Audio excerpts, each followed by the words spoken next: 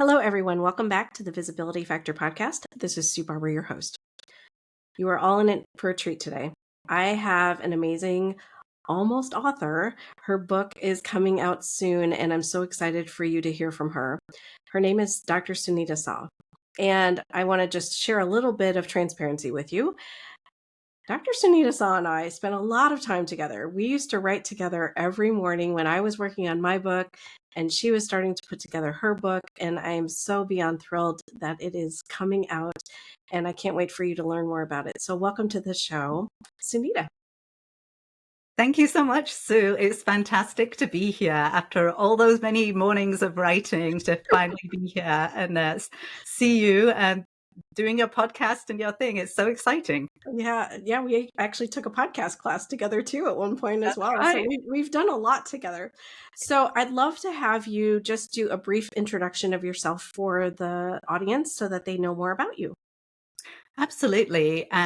So I am currently a professor at Cornell University. I do research on many different things: conflicts of interest, influence, advice, authority, and of course, compliance and defiance. It's actually my third career. My first career was medicine. So I worked as a medical doctor in the UK before I did some consulting work to the pharmaceutical industry. And I got fascinated with how the medical profession and industry interact with each other and how they influence each other. I wanted to study that in more depth. And so I asked a few professors at London Business School, and they were like, if you really want to study conflicts of interest and influence and ethical dilemmas, you need to go to the US. So I did. I packed my bags, I crossed the Atlantic, and I did a PhD in organizational behavior at Carnegie Mellon University. And that led the path to where I am now as a professor and soon to be author of a book called Defy, The Power of No in a World That Demands Yes. And I love the title so much. It's just, I know what we talked about it so many times, and just to see it come to life. I have to tell you before we start that this book, as I was reading it, it's one of those books that you cannot forget once you read it. The stories that you shared, the research that you've done, you just brought it together in such a really holistic way that people can see the information differently because of what you share. So I just wanted to pay you a huge compliment because I know that this has been a journey for you to get to this point, and I think it's going to just amaze so many people when they read it. Thank you so much, Sue. I really appreciate that. Of course. Okay, so let's just start with the word defiance, because I think a lot of people have a connotation that it's negative, that it's a bad thing to be defiant. And especially for women, I think it's something that they tend to not do. So, why do you think it was important for you to talk about this? Well, I've been just fascinated by what that single powerful word defy means for a really long time. So as a child, I was always an obedient daughter and student. And I remember asking my dad one day, what does my name mean? And he said to me, Sunita in Sanskrit means good. And mostly I lived up to that. You know, I did what I was told, went to school when I was told, did all my homework as expected. I even had my hair cut the way my parents insisted that I should. And so these were the messages I was receiving from all around me, from parents, teachers, the community. Do as you're told, be polite, listen to the teachers. And the messages a lot of us receive as children, especially girls. And perhaps it's also a dynamic that's familiar to the children of first generation immigrants, you know, so strict upbringing, expectations for high achievements. And we internalize a lot of those messages. And I just became fascinated by why some people could defy much more easily than I could defy. And I wanted to understand that in more depth because in my understanding and the way that I was socialized, I very much equated, and lots of people do, compliance with being good and defiance with being bad. And when I started to look at this, I realized it can lead to serious problems. So in some of the research, one study found that 9 out of 10 healthcare workers, most of them nurses, did not feel comfortable speaking up when they saw their colleague making an error. And in another survey of over 1,700 crew members on commercial airlines, nearly half of them didn't speak up when they saw their superiors making a mistake. So these things can have life and death consequences. And it got me wondering, is it sometimes bad to be good? Like, what do we sacrifice by always disregarding our values? Because even if it's not life and death situations, it can be soul destroying in a way if we don't speak up when we know something's wrong. And I often felt that tension and between what I was expected to do and what I thought was right. And that's inspired a lot of my research and work. And I came to this revelation that we've actually misunderstood what it means to defy. And we need a new definition for defiance. So the old definition, the one that's in the dictionary, if you look up what defiance means, it says to challenge the power of another person boldly and openly. And my definition is that to defy means to act in accordance with your true values when there is pressure to do otherwise. So this reframes defiance as this positive, proactive force in society. Because if you think about it, all our individual acts of consent and dissent build up to the society that we live in. And so it affects our lives, our communities, our workplaces. And that's why I'm so passionate about defiance and studying defiance and explaining why we've misunderstood what it means. I love so much of that because I am also a firstborn and followed along, tried to be the perfect little person all the time. And I do think a lot of that stays with you. I'm learning more and more as I coach people how much of that is still inside of them to be perfect and to seek external validation in so many ways every single day, right? What I think struck me the most, maybe it's because I'd recently gone to a doctor's appointment, is that how much of it we defer to this person who has a medical degree, who tells us what to do. And even when you think, does that sound right? I don't know. Should I do that? I don't know. I think in that moment, we feel like we need to defer to that person. And you give a great example in the book of where you had to get, was it I forget CT what scan? CT scan, that's what it was. Where you had to get they asked you to get a CT scan and you questioned it as a medical doctor yourself. And That's, so I'd love to just have you share a little bit about where you see that happening, especially in the medical profession. yeah. So just stepping back that for that experience, I'd moved from the UK to the US, and so the health service is different. You know, it's a different setup to the UK, where there's a lot more sort of diagnosis and treatment in the US. And as a medical doctor, I was experiencing this pain. Like I had some chest pain, and I went to the emergency room because I'd never experienced any pain like this before. And I wanted to get it checked out. And so they did. Right? So my initial concern was, of course, are there any heart problems? And they did an ECG. They did some investigations, and everything was fine. And my pain was dissipating. So I felt relieved, and I thought they were going to discharge me. But then the doctor said, you know, before you go, we want you to have a CT scan to just make sure you don't have a pulmonary embolism, which is a blood clot in the lungs. And I knew this was very unlikely because a blood clot in the lungs causes a specific kind of pain that we call pleuritic chest pain. And it's like a very sharp stabbing pain, and it catches your breath when you breathe in and out. And that wasn't the type of pain that I was having. So I was very much sure that I don't have this and I didn't need the CT scan. And yet, because the doctor had told me to do that, and that I needed to do that before I left, I just went along with it. And even though they wheeled me into the scanning room and I was asking questions such as, oh, you know, it's just a small amount of radiation, isn't it? Because I hoped that they would ask me, do you want to have this? Do you feel uncomfortable? And of course, they never did. And I just ended up going through with it. And when I was lying there as they were doing the CT scan, I was like, why did I do this when I know I don't need it? Why do I expose myself to this unnecessary radiation? And it was simply because she told me to. And that made me think, like, I need to get better at defying. I Mhm. knew this was wrong. I knew I didn't need it, but why couldn't I have the ability in that situation with the expertise that I had, the knowledge that I had to sort of just stand up for what I believed in? Mhm. I mean, that's such a common situation. I'm sure everybody listening can think about a situation in a doctor's office where that's happened to them.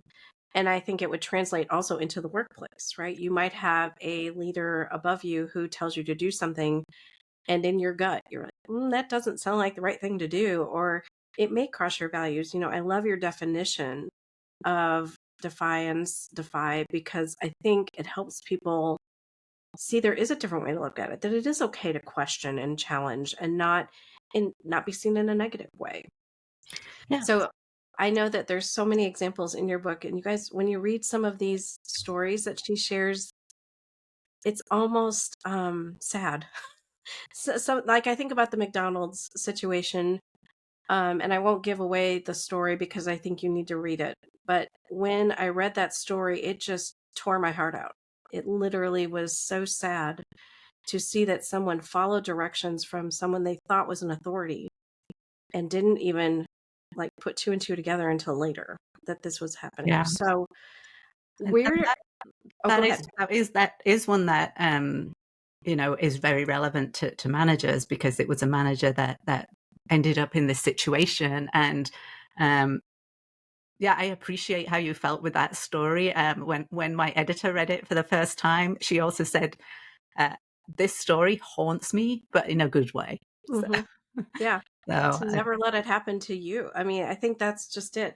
And I think about situations where I was probably put in difficult moments. And did I question? Did I, you can second guess yourself forever. But I think it's important to trust yourself and trust your values. And I think if more leadership, CEOs, et cetera, leadership teams really question that, it might help them make better decisions, to your point.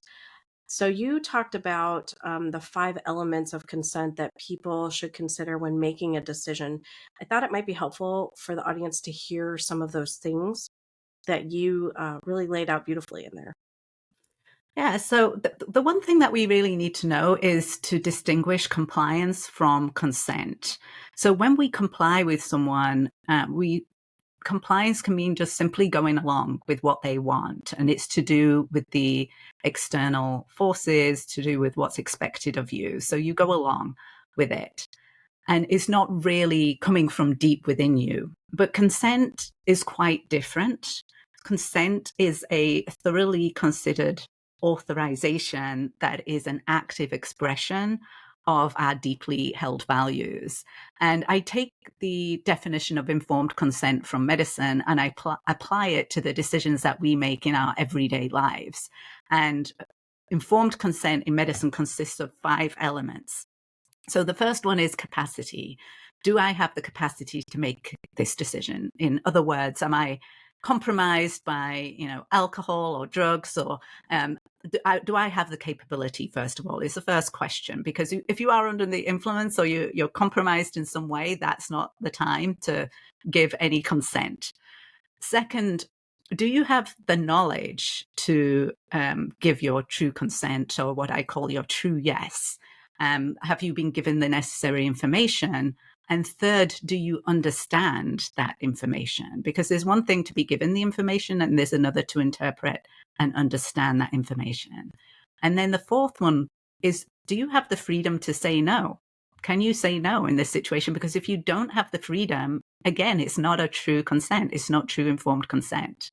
And so if all those elements are present, if you have the capacity, the knowledge, the understanding, and the freedom to say no, then you can give your authorization, your explicit authorization to consent. So that would be your informed consent, or to say no, which would be your informed refusal. Wow. Yeah. And I'm sure no one's going through that in that moment, right? They're No. just going with whatever they've been taught, probably to some extent, right? This is what you do in this situation, or this is what you've seen other people do. And so you kind of follow along. Would that be true? Yeah, so often we just slide into our default, and if we've been socialized to comply with people, we'll just say yes, Mhm. without thinking about these elements of consent, without thinking about whether we feel uncomfortable even. And if we just slide into compliance, it's not really our true yes. Now, what's interesting to me is when I talk about this with some people that they say to me, oh, yes, I have a way that I don't say yes unless it's a hell yes, which is great because it does sort of tap into something that rings very true, that consent often feels really good, right? We're enthusiastic about it, but we still need to make sure that those 5 elements are there. And particularly one that we struggle with, even when we have the capacity, the knowledge and the understanding, is that freedom to say no. Like often it's there, but we feel pressurized and we feel that we can't say no in situations. Mhm. And so it's an important one to think about. Yeah. I really related to the story you told about the guy who gets a massage and is literally in pain, but refuses to say anything to the masseuse because he feels like he shouldn't, that they probably know more, right? And I think you call that insinuation anxiety, correct? So I related to that because I almost never get a massage now because I'll say, on a scale from a 1 to a 10, I'd like a 2. But they really want to give me an 8 or a 9, and it just hurts so bad. It removes the relaxation side of it for me. Yes. So I just don't do it. So I think that's one that a lot of people probably experience, whether it's, massage or something else that they're having done. I just think that's such a great example of that. So maybe you want to share a little bit more about the definition of Sure, insinuation. absolutely. Um, this is the concept of insinuation anxiety, and I'll explain what that is in a little bit more depth. But when I explain this term to people, and what insinuation anxiety means is that we don't want to insinuate that somebody else isn't whom they appear to be. We don't want to send a negative evaluation of someone else to that person. So we don't want to insinuate that they're incompetent or corrupt or biased or unethical. So we end up going along with things. And it could be the reason, with the studies that I mentioned earlier, that it could be the reasons why the nurses don't speak up to their colleagues about an Mhm. error, that they don't want to insinuate that you're being incompetent or you're taking shortcuts and you're doing something that you shouldn't have. And the same reason, it could also explain why co-pilots don't speak up to their pilots. Or you don't tell your boss that their idea is really bad and we shouldn't be going along with this because you might be insinuating that they're incompetent in some way. And as soon as I mention this psychological process, people come to me with story after story after story as to why they didn't speak up. And I remember my friend, who is sort of a white middle-aged man, working at the university in New York. And he told me that, he went to this massage to remove himself of pain, lower back pain. And his doctor had advised him that deep tissue massage would be really great for him. And so he decided to go in, and like the way he described the room was that it was just so serene and calming. There was nice music, there were candles, and he lay down on the table and he was just so looking forward to it. And immediately when the massage therapist came in, he sort of dug his elbow right into his back, and he was immediately like, "Ah," and he was trying to muffle his pain throughout, right? And he just couldn't say the thing that he wanted to say, is that pressure is just too much. And so we ended up like just enduring this whole massage with like little muffled shrieks of pain, and then even tipped a massage therapist and left. And he described a really painful journey home on the subway, up and down.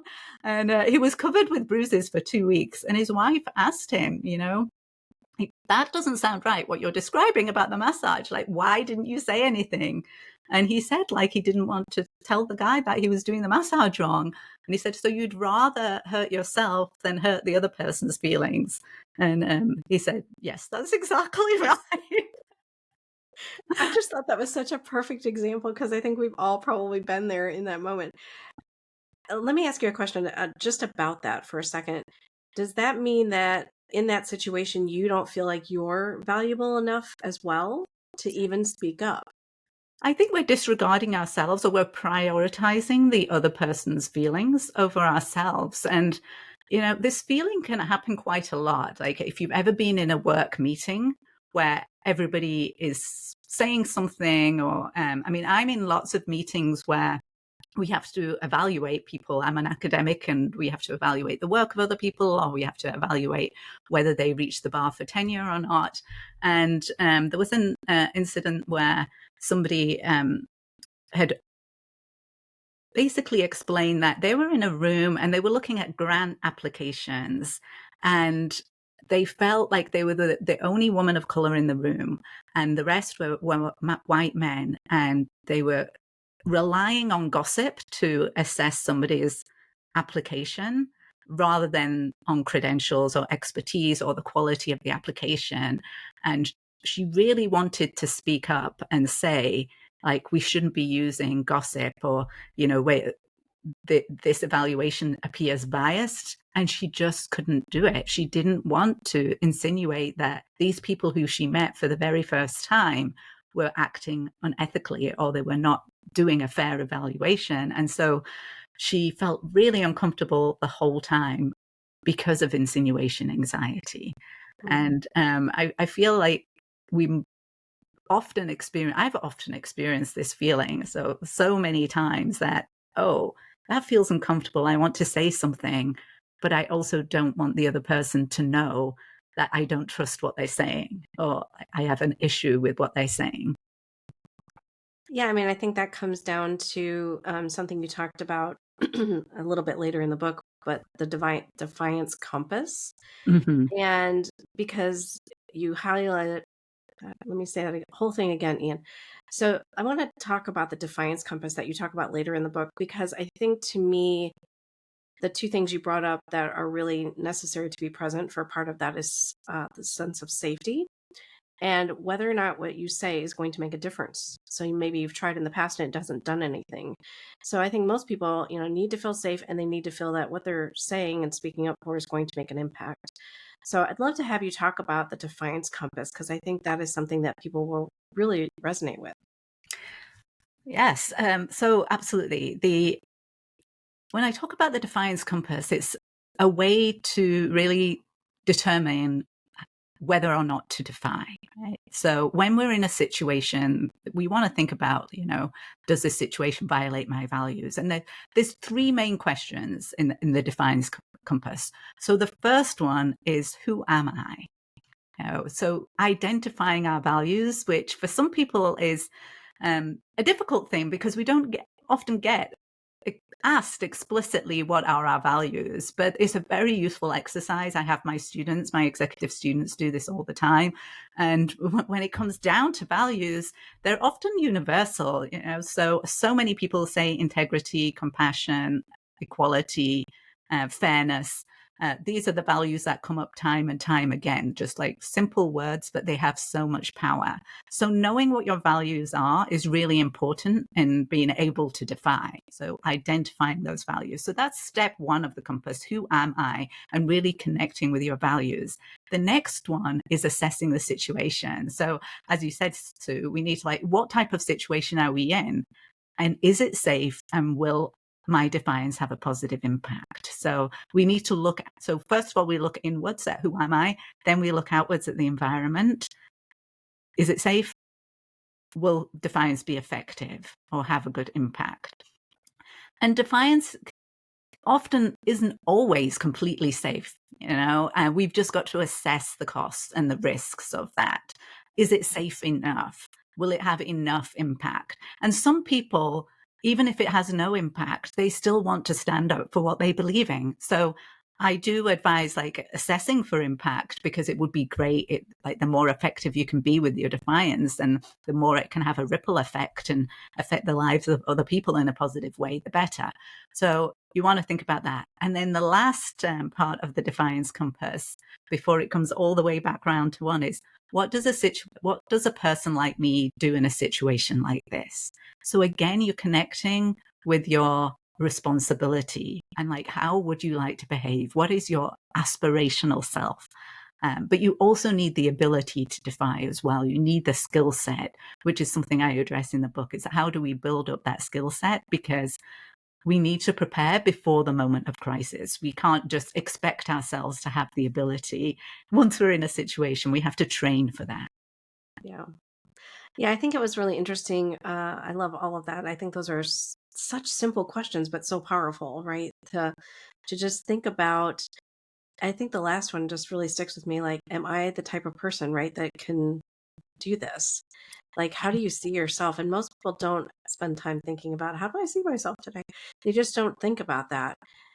And the piece around values, I also do values with people too, because it is such a barometer and guidepost to how you make decisions. And making the best decisions for yourself may not align with everybody else, right? And you have to, I don't know, it's an acceptance of, I'm valuable, I'm worth it, I can make my own decisions. I don't need to just align with each and every other person here. It's okay that I have a voice. So I think that's where I loved the compass metaphor. I think it's such an important way to think about it and very simple to Yeah. use, which I think makes it practical. And the important part of the compass is that it goes round. So with the third question, what does a person like me do in a situation like that? It goes back to who am I? Because if you behave in a way that doesn't align with your values, it actually changes who you are. So I always find it so interesting when somebody's behaving in a particular way or they have done something and they say, this isn't me. And I talk about that in the book. It's like, well, Yeah. if you keep saying this isn't you, then why do you keep doing it? Because it does become you, right? You're creating your own self-fulfilling prophecy here. It is actually you. If this keeps happening over and over again, that is you. That's your pattern. So So crazy. So I would love to have you talk about the 5 stages of defiance. I think that would be really helpful for people to understand those. sure. So I describe these 5 stages of defiance as something that you can get familiar with. You don't need to experience all the stages. Sometimes you can skip one, or you get to a certain stage and then you go back to an earlier one, a bit like the stages of grief in a way. It might not happen in a linear fashion, but I think it's a really useful way to think about how to build up the ability to defy. So the first stage is probably one that we're most familiar with, is that we feel some tension. So we feel uncomfortable between what's being expected of us and what we think is right. So when you're in that room, for example, when the woman that was assessing the grants with a group of senior academics, she felt uncomfortable, but she didn't speak up in the end. She didn't get to the final stage of defiance. So when we feel that tension, we need to acknowledge it to ourselves. I am feeling uncomfortable, which actually is a signal that we might need to defy. So some people register that tension as something that we need to get rid of as soon as possible and just disregard it. But if you don't actually defy, like when I was with the CT scan, I tried to get rid of my tension by just going along with it. But actually, what was really interesting was that the tension got worse the more that I was sitting in the CT scan. And afterwards, I felt really, why did I do that? It didn't dissipate. So the first step is the tension, and the second step is acknowledging it, which is really important, that you are feeling tension because something is expected of you that violates your values. The third step is acknowledging that to somebody else. And that third stage is really important. And it could just be as simple as, I'm not comfortable with this. And the reason that stage is so important is because the research shows if you can get to that stage, you're more likely to get to the end stage of defiance. Because once you've told somebody else that you're not comfortable with it, you can't then go backwards and say that you were comfortable, it was fine. You can't get into your cognitive dissonance of just saying, oh no, I didn't want to do anything anyway. So you haven't acknowledged that explicitly to someone else that this is not something that you agree with. And then the fourth stage is this basic threat that you won't be able to comply. I can't comply with this. Is so basically continuing to say, I'm not comfortable, I can't go along with this. Stage 4, this threat of non-compliance that leads us finally to the act of defiance, refusing to do it. Wow. Yeah, I mean, there's so many pieces to that, and I think that middle part where, just saying it out loud, because I do think a lot of people say, "If I say this out loud, it's real." Yes. Right? And if I actually say it to someone else, then they might actually tell me I need to do it. So I think Right. that's why people probably stop at step 2 because they don't want to acknowledge that they need to do something. Yes. Uh, I think that happens to a lot of people. It's definitely happened to me for sure. Yeah, and in the CT scan, when I analyzed that with the 5 stages of defiance, I felt uncomfortable, did acknowledge to myself, but perhaps not as consciously as I could have. And then I think I tried a little bit of stage 3. I would say I was between stage 2 and 3 by sort of asking these types of questions to the environment. It's not that much radiation, is it? But I wanted them to ask me if I was comfortable with Mhm, this. It was very difficult for me to explicitly say, I'm not sure I want this. I'm not sure I'm mhm, comfortable with this, and to begin that conversation. And so I just ended up about that, which wasn't great. But it did make me then think about that afterwards as to why I couldn't get above that stage and what would be required for me to get to stage 5. And um, the year after, when I was in a very similar situation and I could see this all playing out again, it was much easier for me because I'd anticipated, I'd experienced it. I had rehearsed what I would have liked to have said in that situation, and that had increased my ability to defy. And so had changed the way my brain worked, mhm, even though it was still difficult for me. I got to sort of saying, I'm not comfortable with this, and then continuing to say that and refusing um, another scan a year later. mhm. Yeah, I don't know, there's something about doctor's offices. It's like going to the principal's office, it's like all of this authority that, just somehow takes over our brains sometimes. Right, right. So, could you talk about uh, Katya in the book, the example where you talk about conscious compliance? I think that story is really important for people to understand how that can happen. Yeah, so in that particular story, she was one of my students, and she told me that she was working in this consulting environment, and she was one of very few women within that environment working with men. And she constantly felt that she could not be herself, or that she was being assessed in a different way. So if she would ask, about the particular goals of a project or the timelines or success, she would come across as being annoying rather than just accepting it. She was asking too many questions. And there was a client meeting coming up, and people were getting ready for that meeting and preparing. And she asked people in the room in one of the sort of meetings to prepare for the big meeting with the clients, what is going to be her role in that meeting. And one of her male colleagues said, "Oh, that's going to be dancing on the tables." And everybody laughed. And she just felt awful. She was like, this type of environment was just making her smaller and smaller. And like she was not acting feminine enough. She was asking too many questions. She was very much viewed as an object of her gender rather than someone who could make a valuable contribution to the team. And that made her really small. And the situations I've been on that haven't been too dissimilar to that. I mean, like we are often in institutions where people will say inappropriate things. And what conscious compliance is making the decision as to when and where to speak up. And maybe there are times where it's too costly to speak up. So even if all the elements of consent are there, so you have the capacity, the knowledge, the understanding, you have the freedom to say no or speak up or object. In some situations, and I'm not saying it's the situation that Katia is in, but in certain situations, you might decide that the costs of defiance are too great. You might lose a job that you particularly need. You might lose a relationship. And that doesn't mean that you're not going to act on it in the future, but right then and there, you decide to go along with it because at that moment, the costs are too great. So when you go back to the defiance compass and the second question, what is this situation? Is it safe and will it have impact? you might not feel safe enough, or you might not feel it's effective, and it needs another plan of action to address it. So at that time, you're going to consciously comply, but only for that time.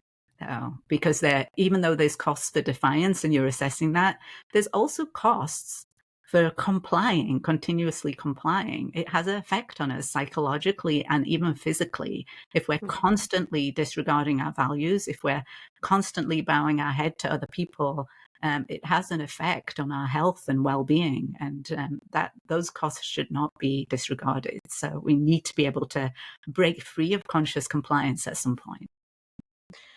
I love that, because I think in many cases, some of the people that I'm working with feel like they have to show up as someone else and try to fit in with what's expected. Even, in my case, it wasn't necessarily brought up that you have to do it this way, or I created a story around that.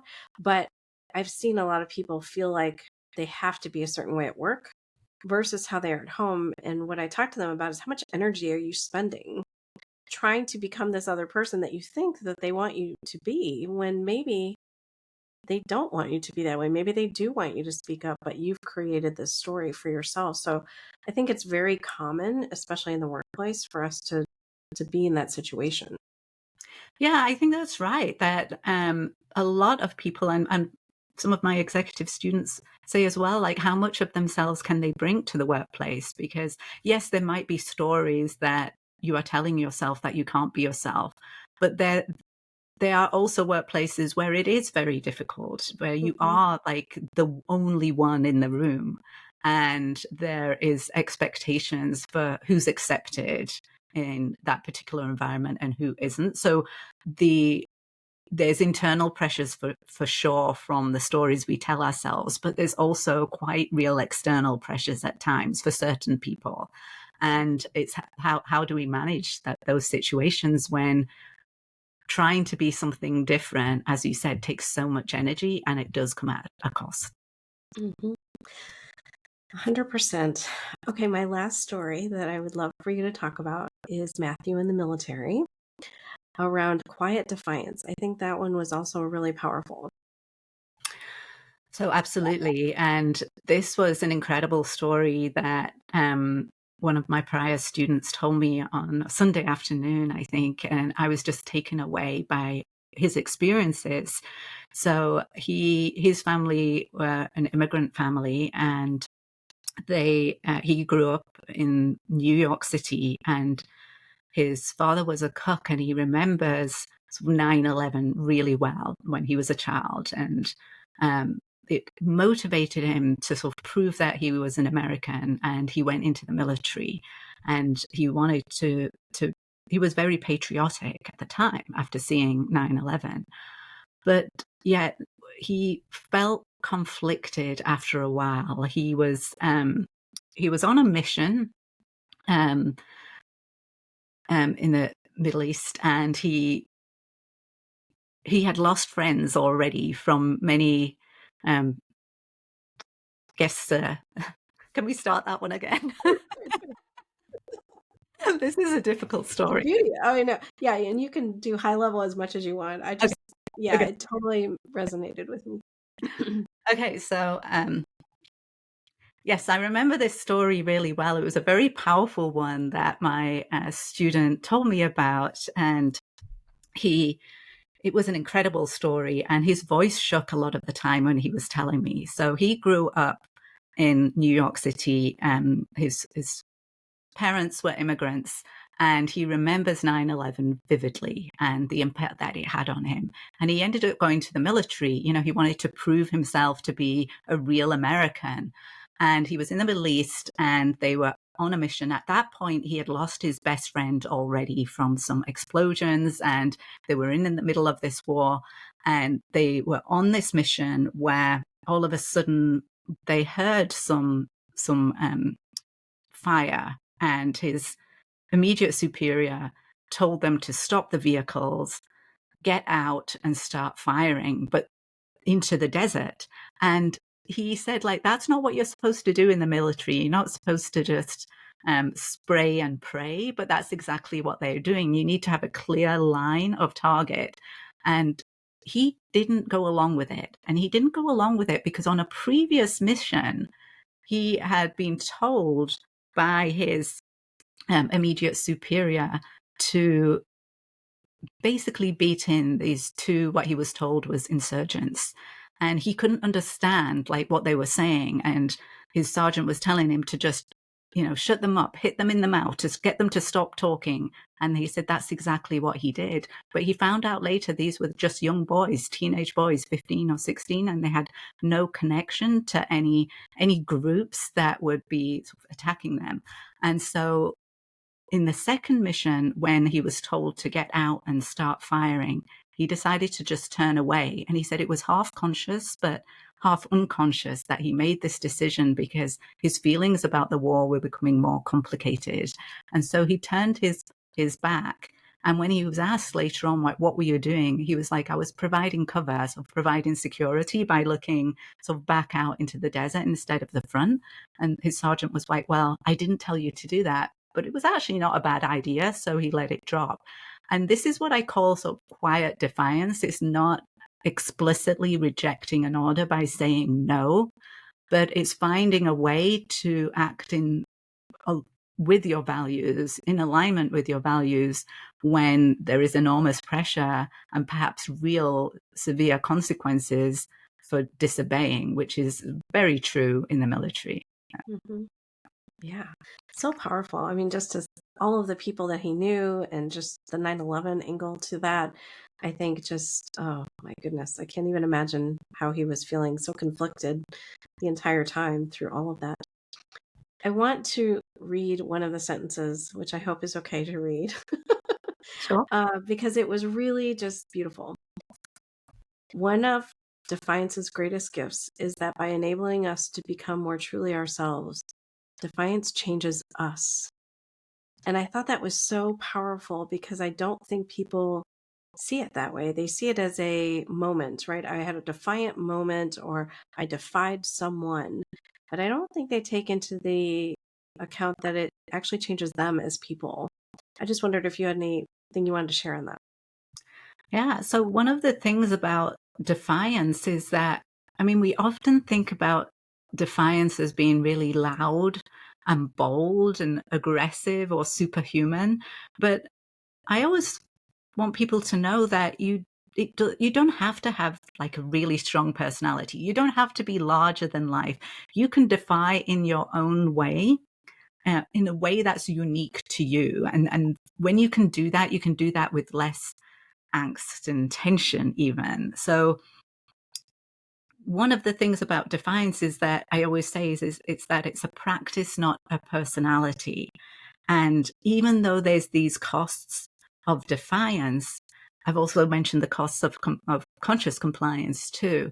If you can defy, if you get to that fifth stage, is that what's so interesting about that is that much of the tension releases, it dissipates, and it allows us to live a life that's more aligned with our values. We can become our aspirational selves.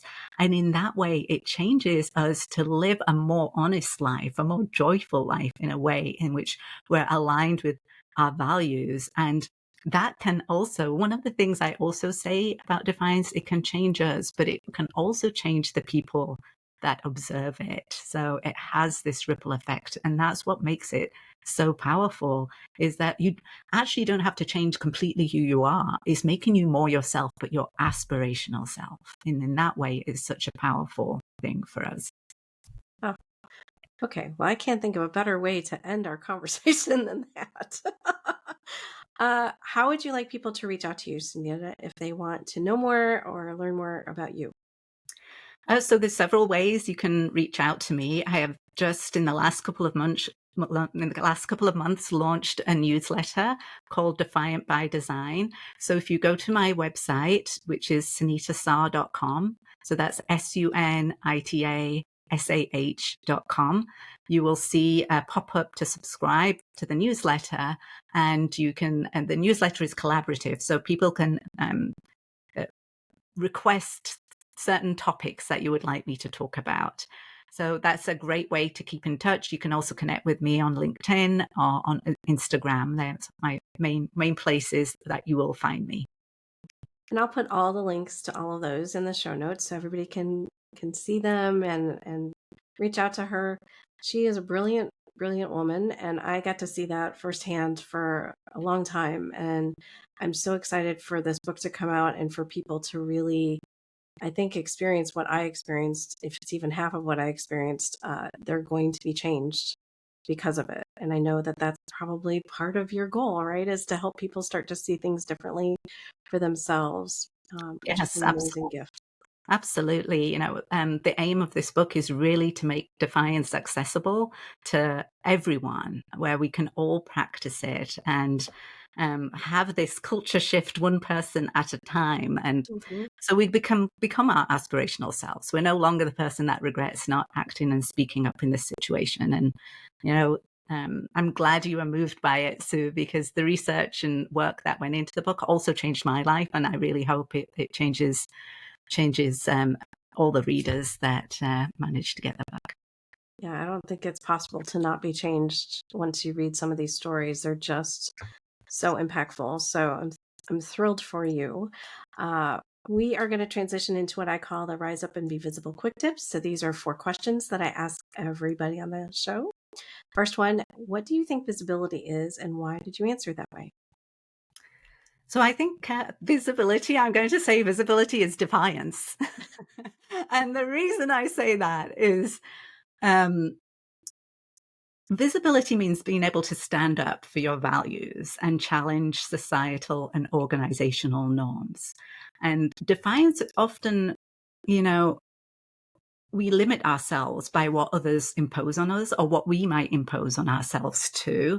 So just as defiance is refusing to accept the status quo, visibility also means pushing back against our urge to remain hidden, and Mhm. particularly in environments where it's risky. So if you can stand up for your values, you are being visible and defiant. Mhm. Yeah, I definitely saw the whole safety and being able to make an impact is very close to how people think about visibility, whether or not they want to do it and speak up or not. Right, right. What are you doing to be visible? So one of the main way that I'm behaving in a way to be more visible is to live as close as I can to a values-based life. So moving towards the future that I desire, not the one that others tell me that I should have or what my institution says I should want, all the Mhm, messages we receive.